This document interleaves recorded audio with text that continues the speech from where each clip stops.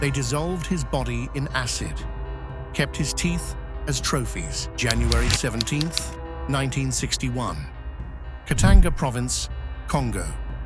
Patrice Lumumba, the first democratically elected Prime Minister of the Congo, is dragged from a plane by Belgian officers and Katangan soldiers. They beat him. They shoot him. They dissolve his body in sulfuric acid to hide the evidence. The official story for decades: internal Congolese violence, tribal warfare, African chaos. But declassified documents now reveal the truth. This wasn't African violence.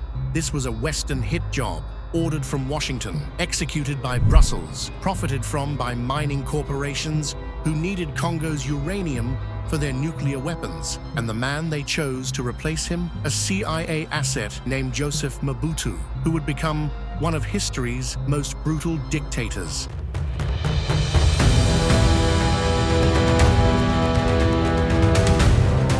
This isn't just the story of one man's murder. This is the blueprint for how the West has controlled Africa ever since. To understand why they killed Patrice Lumumba, you need to understand what he inherited. The Belgian Congo wasn't just colonized, it was systematically tortured. From 1885 to 1908, King Leopold II ran Congo as his personal slave plantation. Miss your rubber quota, they cut off your hand, your child's hand. Entire villages were burned for sport. Conservative estimates, 10 million Congolese died under Leopold's rule, half the population. July 2nd, 1925, a boy named Patrice Emery Lumumba is born in Onalua, a village with no electricity, no running water, Tetela ethnic minority.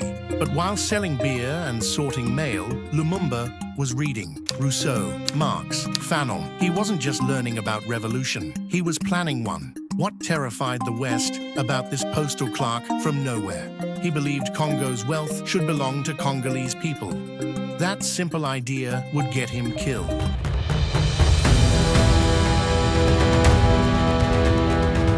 1944, Lumumba begins work as a postal clerk, already devouring political philosophy. 1951, imprisoned for embezzlement. Or was it political organizing? October 1958, founds the Mouvement National Congolais. Unlike other tribal parties, Lumumba preaches unity. December 1958, attends All African Peoples Conference in Ghana, meets Kwame Nkrumah, returns to Congo electrified with Pan-African dreams. October 1959, arrested for inciting riots. His popularity explodes. January 1960, round-table talks in Brussels. Initially banned from his own country's independence negotiations, public outcry forces his inclusion. May 1960, wins national elections, becomes prime minister. June 30th, 1960, Congo's Independence Day. Lumumba delivers an unscheduled speech that changes everything. King Baudouin had given a patronizing address about Belgium's civilizing mission. L'indépendance du Congo constitue l'aboutissement de l'œuvre conçue par le génie du roi Léopold II, entreprise par lui avec un courage tenace et continuée avec persévérance par la Belgique. Then Lumumba took the microphone. Combattant de l'indépendance, aujourd'hui victorieux, je vous salue au nom du gouvernement congolais. À vous tous, mes amis, qui avez lutté sans relâche à nos côtés, je vous demande de faire de ce 30 juin 1960 une date illustre que vous garderez ineffaçablement gravée dans vos cœurs, une date dont vous enseignerez avec fierté la signification à vos enfants, pour que ceux-ci, à leur tour, fassent connaître à leurs fils et à leurs petits-fils l'histoire glorieuse de notre lutte pour la liberté. We have known ironies, insults, blows, because we were Negroes. We are no longer your monkeys. The Europeans were horrified. The Congolese erupted in celebration. The die was cast.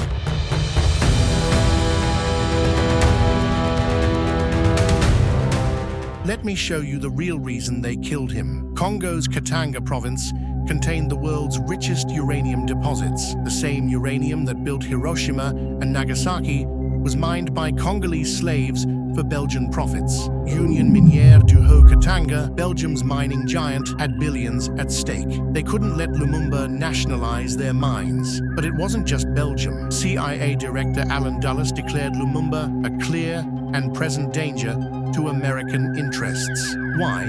Because they feared a second Cuba in the heart of Africa. The irony? Lumumba repeatedly claimed neutrality. He didn't want to pick sides in the Cold War. He wanted Congo for Congolese. And that's exactly what made him so dangerous. You can control a communist.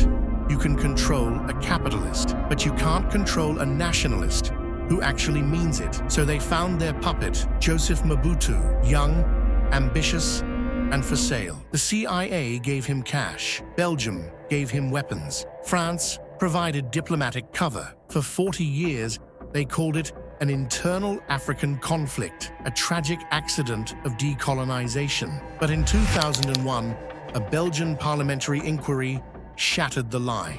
August 1960, CIA cable labeled "Eyes Only." We must make every effort to eliminate Lumumba as a political factor. National Security Council minutes suggest President Eisenhower personally approved Lumumba's assassination. Belgian officers were present at the execution site. They supervised the acid disposal of his body. Gerard Souete, the Belgian officer who destroyed Lumumba's body, later bragged about keeping souvenirs. He kept Lumumba's teeth. This wasn't just murder.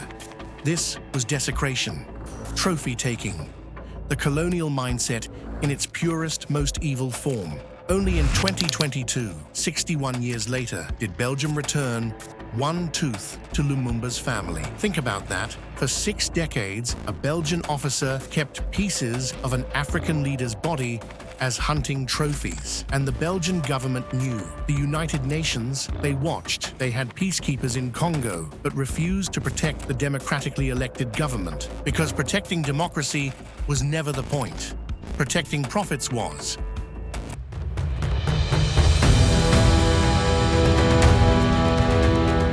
Here's what they got for their 30 pieces of silver. Joseph Mobutu ruled Congo for 32 years, changed his name to Mobutu Sese Seko, changed the country's name to Zaire. He stole an estimated $5 billion while his people starved, built palaces, bought Swiss chalets, collected pink Cadillacs. But here's the thing, nothing has changed. Today, Congo produces 70% of the world's cobalt, essential for your smartphone battery. Congolese children still die in mines so you can scroll through Instagram. The same pattern. Western corporations extract wealth, Congolese people suffer, and any leader who tries to change it, well, look what happened to Lumumba. So I have to ask, when exactly did the colonial period end? When they lowered the Belgian flag, or when they stopped extracting wealth from Congo?